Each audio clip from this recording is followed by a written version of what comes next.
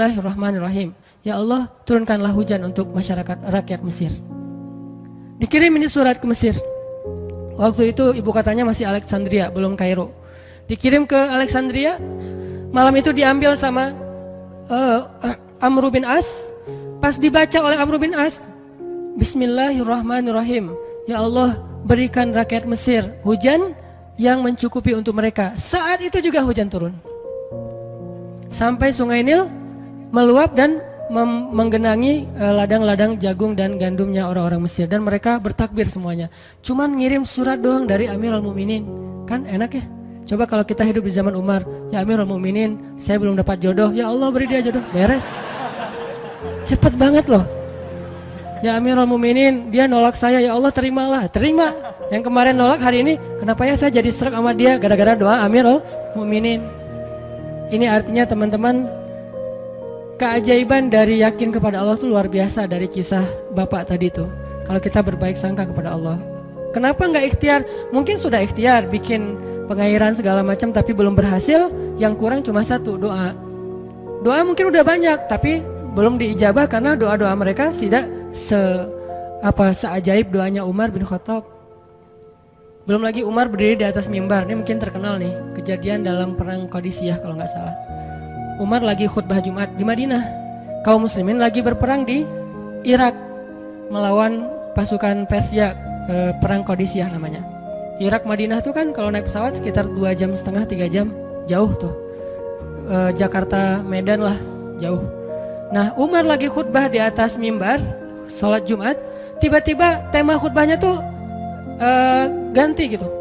Lagi ngomong tiba-tiba beralih tema. Wahai kaum muslimin, naiklah ke atas bukit itu, baliklah kalian mundur-mundur gitu. Jadi Umar tiba-tiba kayak ngomongin sesuatu yang gak nyambung. Orang-orang heran, ini Umar kenapa? Oh ya udah biarin, namanya juga Umar gitu kan. Dia punya mungkin dia ngelihat setan atau apa, setan kan takut sama Umar. Diem. Udah selesai sholat Jumat, pada datang, ya Amirul Mukminin, tadi apa yang terjadi? Kenapa Amirul Mukminin ngomong sesuatu yang gak nyambung? Kita juga gak ngerti. Kata Amirul Mukminin, saya ngelihat Allah menampakkan kepada saya pasukan Islam di Qadisiyah yang terdesak, hampir habis dibantai sama musuh. Tapi saya ditunjukkan ke sebuah bukit yang mungkin mudah-mudahan itu jadi benteng untuk mereka berlindung. Saya suruh mereka naik. Orang kan gak langsung percaya kan? Bener gitu terjadi kayak gitu. Kalau Rasul ngomong, mungkin aku naik ke langit, Isra Mi'raj, oke lah, itu aja masih ada yang mendustakan. Ini Umar yang ngomong, bukan Nabi yang dapat wahyu. Orang gak langsung percaya. Selang beberapa minggu kemudian pasukan Qadisiyah pulang. Jadi utusan mereka pulang bawa berita tentang kemenangan perang dalam perang Qadisiyah. Dia cerita, suatu hari di hari Jumat kami sedang berperang. Kami terdesak, hampir habis dibantai sama musuh. Udah gak ada jalan untuk berlindung. Tiba-tiba kami mendengar suara Umar. Amirul Mukminin berteriak, wahai kaum muslimin, naiklah ke atas bukit ini supaya kalian terlindungi. Akhirnya kami mundur naik ke atas bukit dan selamat waktu itu. Berarti benar-benar terjadi. Kok bisa? Ya qadarullah. Ini keajaiban iman mereka. Apakah kita bisa ngedapatin pengalaman-pengalaman kayak gini? Bisa, kalau keimanan kita dengan level yang sama. Kalau nggak selevel yang sama pun minimal kita nusaddid. Kalau kita tidak bisa sama persis, minimal kita berusaha untuk nuqarib, berusaha untuk pengalaman kita nanti walaupun nggak sama persis, mirip-mirip dengan pengalaman mereka. Lagi-lagi bukan berarti tidak berikhtiar. Ini keajaiban-keajaiban yang terjadi. Dan saya juga baru ngalamin kemarin pas saya di seminggu, nggak kurang dari seminggu yang lalu, saya baru pulang dari laut di Batu Karas. Di sini ada teman saya, Agi. Mana Agi? Nah ini Agi ya. Ini by the way model model iklan. Ada deh pokoknya iklan jodoh maksudnya. Agi ini anak Batu Karas. Gi boleh diceritain? Agi ini anak Batu Karas. Batu Karas tuh Jawa Barat, daerah Pangandaran. Dari Bandung kurang lebih 6 jam perjalanan. Kalau lagi ada ombak saya suka ke sana nonton orang main surfing. Nggak main sih, main dikit-dikit tapi nggak jago. Nonton orang main surfing. Ketemu Agi.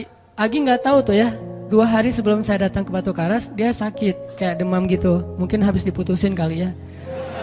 dia demam gitu, nggak enak badan, pengen pulang. Biasanya kalau nggak enak badan cuma dia tinggal di Jakarta, paling juga di kos-kosan. Tapi kali ini pengen pulang ke Batu Karas banget. Aduh, kenapa ya pengen pulang ke Basroh Batu Karas gitu ya. Batu Karas kayak Basroh gitu. Pengen ke Batu Karas. Pas dia pulang, hari saya lagi mau main tuh, dia diajak sama temennya, ngojek itu apa? Berenang yuk gitu. Berenang yuk, berenang. Dia ikut, padahal lagi nggak enak badan, tapi pengen berenang. Pas lagi di pantai, saya datang ketemu loh, kayak kenal nih, hitam-hitam ektis gitu. Ternyata ketemu saya, Ustadz Hanan ya, ya kenalan. Ustadz saya tuh ketemu Ustadz kemarin di Meruya pas kajian minggu bulan yang lalu. Cuman karena jamaahnya banyak, saya nggak bisa ketemu Ustadz, nggak bisa salaman. Saya waktu itu membatin, ya Allah saya pengen banget ketemu Ustadz Hanan langsung, tapi jangan dalam suasana ta'lim yang ramai, langsung berdua.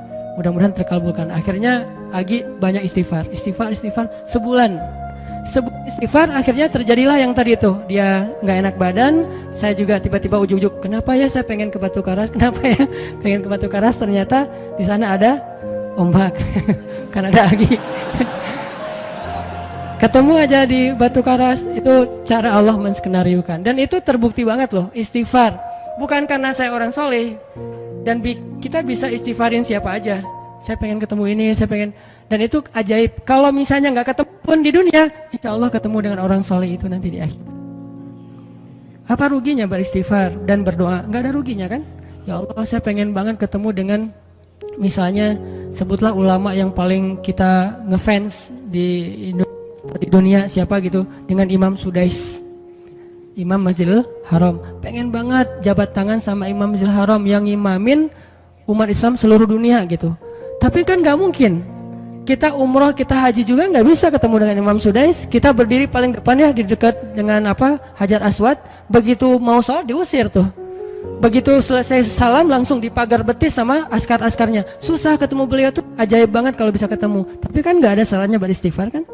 Astagfirullah, astagfirullah, ya Allah, Sudais, astagfirullah, astagfirullah, Sudais, astagfirullah. Terus aja gitu. Pengen ketemu Sudais. Tiba-tiba bisa aja Sudais datang ke Indonesia, ada seminar apa, mungkin bisa ketemu, yang paling logisnya. Atau kalaupun nggak ketemu di dunia, tiba-tiba bangkit dari kubur di sebelah kita. Siapa? Kan kamu sering manggil saya dulu, siapa? Sudais. Sudais yang mana ya? Imam Masjidil Haram, Masya Allah Syekh gitu. Dan orang soleh nanti di akhirat, dialah yang salah satu akan menyelamatkan kita dari perjalanan yang sulit, selain syafaat Rasulullah SAW. Jadi kalau disebut nama Nabi, kita spontan ya, Sallallahu Alaihi Wasallam. Kalau perlu bahkan kayak respect banget gitu, kalau disebut nama Nabi langsung Sallallahu Alaihi Wasallam, karena luar biasa jasa Rasulullah.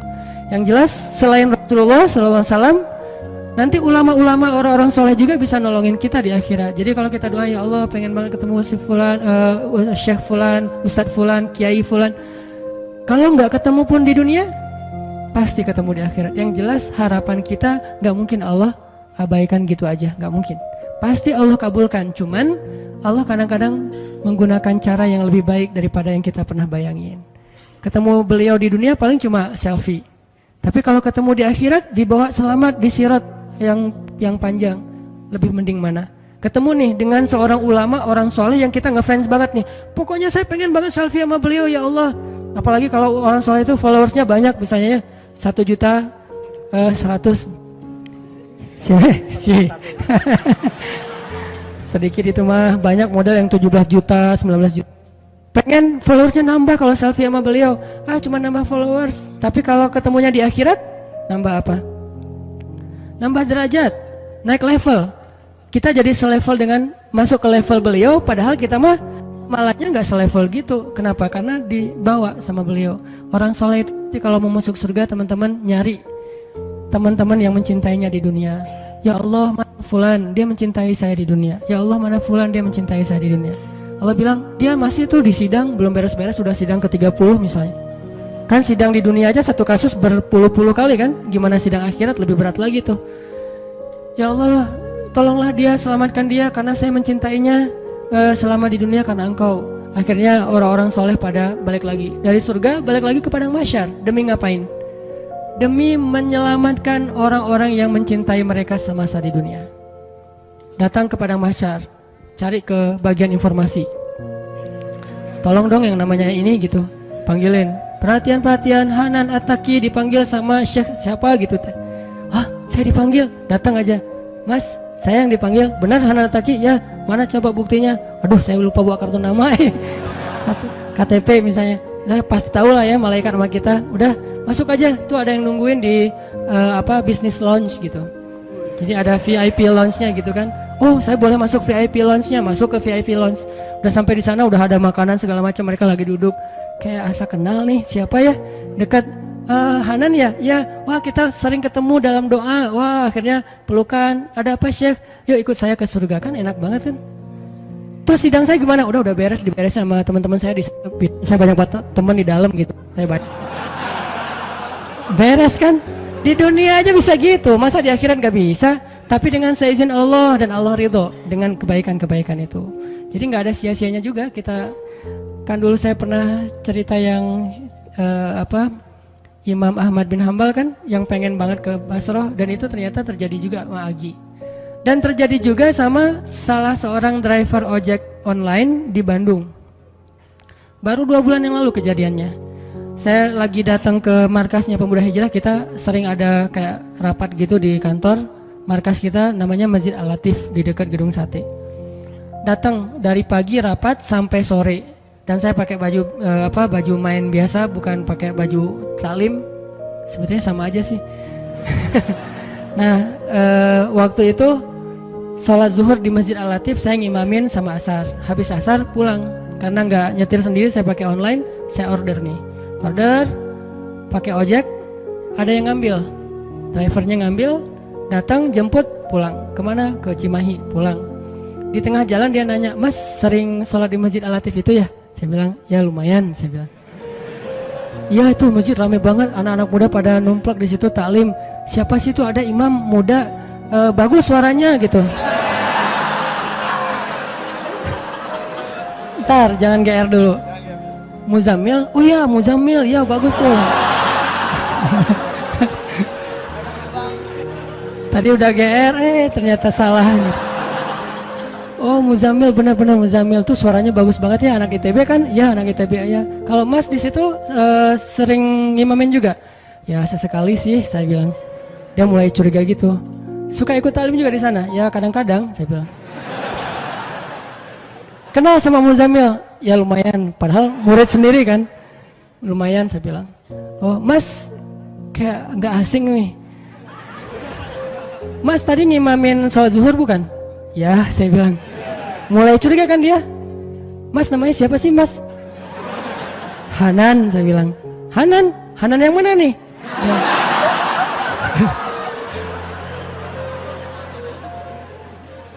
Saya bilang Hanan At-Taki. Wah langsung oleng dia mah.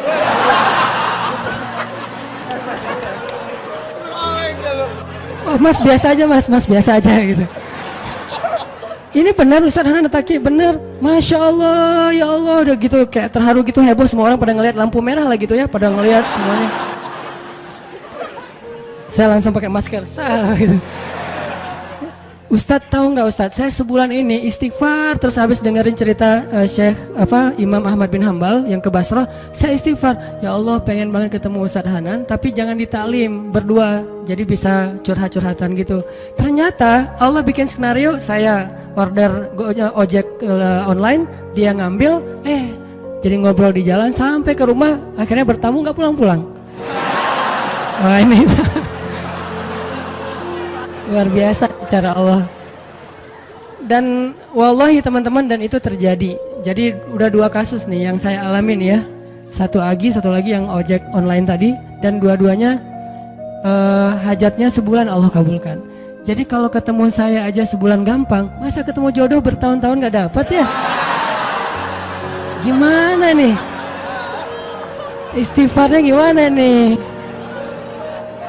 Ini terutama buat cewek-cewek nih. Kalau cewek-cewek kan nggak bisa nyari, masa cewek kayak kepo gitu kan, nggak mungkin pura-pura follow, nge-like. Kok dia nge-like terus yang first like lah gitu? Nggak mungkin kan? Cewek kan agak-agak jaim. Ya udah istighfar aja deh. Banyak-banyak istighfar. Tiba-tiba ada yang kesandung jatuh di depan cewek, HP-nya jatuh. Dia pergi, HP-nya nomornya. nggak penting sih ceritanya. Pokoknya ada. Ada jalan dari Allah yang kita nggak ngerti nih, yang jelas bisa. Kita tinggal yakin aja sama Allah, istighfar, Allah yang kasih jalan. Walladzina jahadu fina lanahdiyannahum subulana.